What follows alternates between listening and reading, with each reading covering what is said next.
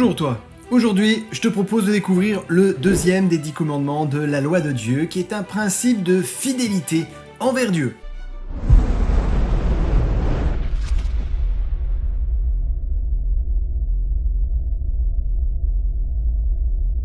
Tu ne te feras pas d'image taillée, ni de représentation quelconque des choses qui sont en haut dans le ciel, en bas sur la terre et qui sont dans les eaux, plus bas que la terre. Tu ne te prosterneras pas devant elles et tu ne les serviras pas, car moi, l'Éternel ton Dieu, je suis un Dieu jaloux. Ce principe de fidélité était déjà présent chez les patriarches, car on voit Jacob qui considérait déjà comme une infidélité à Dieu la possession d'idoles dans sa famille.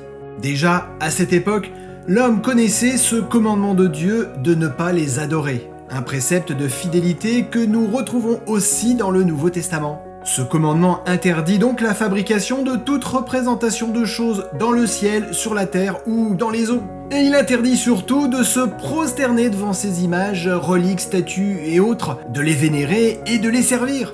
Pourquoi cela semble-t-il si important selon la Bible ?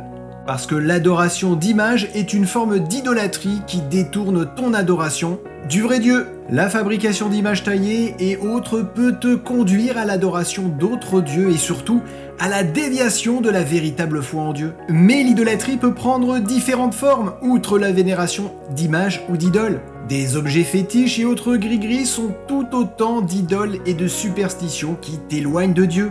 Ce précepte te rappelle que Dieu est jaloux de ton adoration et qu'il exige que tu l'adores exclusivement sans te tourner vers d'autres dieux, idoles ou autres objets intermédiaires. Dieu veut une relation d'amour unique entre toi et lui, sans rien qui ne devienne un obstacle. En tant que chrétien, tu es appelé à adorer Dieu seul, sans te laisser séduire par les idoles anciennes ou modernes, ou les fausses représentations de Dieu. Tu es encouragé à cultiver une adoration authentique et à mettre Dieu au centre de ta vie. Jésus a vécu la vie parfaite pour offrir à la loi de Dieu la perfection que la loi exige et que tu ne peux pas offrir par tes propres forces.